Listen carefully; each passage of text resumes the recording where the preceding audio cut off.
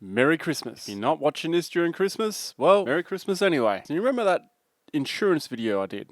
Well, that came about from asking people questions about whether they're insured or not off-road, if they knew what they were actually insured for. And again, I'd like to collect some data from you guys in specific, and that is, what do you use your four-wheel drive for? Do you just use it to go four-wheel driving, to get somewhere? This is kind of like the journey and the destination question.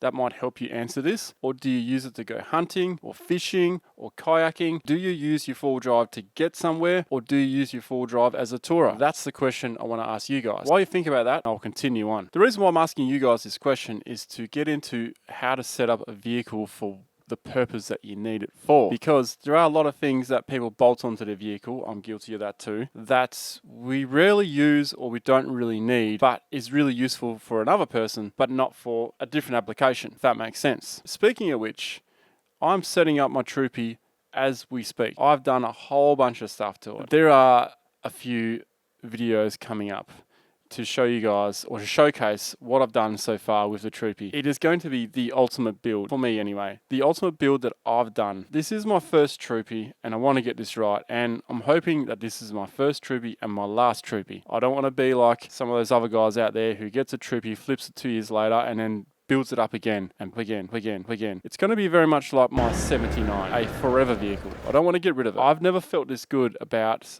mods I've done to a vehicle before. Let's also put into perspective, I've got 15 years experience with making mistakes on setting up cars, figuring out what works and what doesn't work. This time I want to get it as close to right and 100% satisfaction for my needs as I can. Now remember, it's set up for my needs. Some of these ideas you guys can use from this series coming up. Some of you guys may already be aware that we've cut the roof and a couple other things. This is some really cool, exciting shit going on, and I can't wait to show you guys. I'm at the stage where I'm looking at fitting out the internal part of the Troopy. Before I get into my dilemma there, or my thought process there, what am I actually going to use the Troopy for? Once this Troopy is completely set up in 2023, the intention is, and I don't know when the trip's going to start, but I want to do a lap around Australia in the Troopy. Doing a lap around Australia, which is going to be a fly-in, fly-out, also known as FIFO. Basically, I'll get the Troopy, say, for instance, give you an example of my first trip that I want to do, that I want to plan. I don't know when yet,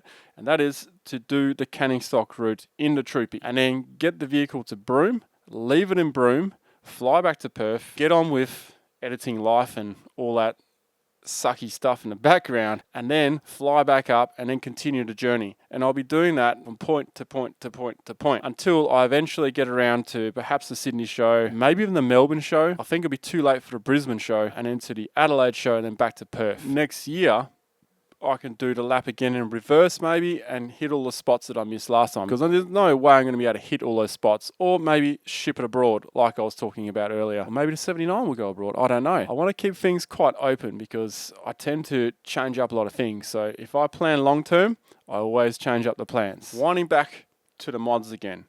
The internal parts of the vehicle, my dilemma. It's starting to become more and more clearer. The more stuff that I'm fitting to the vehicle on the outside, and then a couple of things on the inside, it's starting to make my task a bit more narrowed down to what I can do and what would work with what I've done already. That has been my biggest fear, is to stuff something up and then I've got to work around that. So far, I'm very happy with everything that's there. There is one small change I'll have to do. I'm at a stage now where I have worked out what I want to do on one side when it comes to kitchen and cooking and food prep. That's going to determine the rest of the vehicle. Biggest task I have ahead of me, I think, is going to be the electrical setup. Cost-wise, I'm going to do it DIY, completely DIY. There are a number of reasons for that, and one is definitely cost. Here's the thing. If I can do it, you can do it. And that's the whole point of this build. And the thing is, if you take your vehicle to an auto electrician, if you want to use the good gear, like the high-end gear, which I tend to want to use because I need to rely on it, that's a lot of money. When you get someone to install it, you're doubling the cost. So therefore, I want to just install it myself. I know where everything is, so if I have a problem, I know where to find it. It'd be much easier to fault find things when I'm out in the middle of nowhere. Maybe say no reception, can't call my electrician or whatever. And even if you can call the electrician, he might not know what the problem is anyway, because he might not have kept the diagram of your electrical setup, and I have had that happen to me. Therefore, do it DIY. Do it myself. Do it yourself. That's what DIY stands for. Do it yourself. Do it myself with my own diagram. I know what I'm doing. I've done electrical builds before. I will know where everything is going to be. And it makes it more attainable to a lot of you guys out there who are watching, because I'm essentially going to be cutting the cost in half just to gear, do it myself. Aside from the Troopy, those who want to know more about the 79, what's going to happen with the 79 while I'm doing this trip in the Troopy, well, the 79 is set up for basically just throwing a swag in the back and then heading out. And we did just recently come back from the Flinders Ranges early December, and we cut a new track in the Bendelby range. There is a new track there that will be open at some point that you guys can go and check out yourself. It's pretty damn hectic, I gotta say. The 79 suffered a bit of damage. Previous video kind of shows a bit of damage, body damage, and a lot of damage to the tray.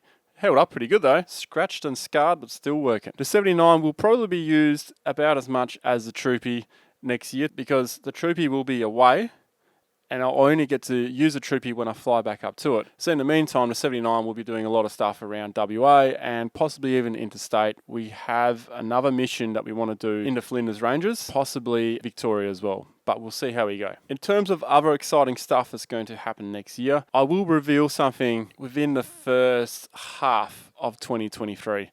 I don't want to give too much away. I want to hold my cards close to my chest because, you know, if I let the cat out of the bag, someone else is going to do it before me. All I'm saying is, make sure you're subscribed, because this is going to involve...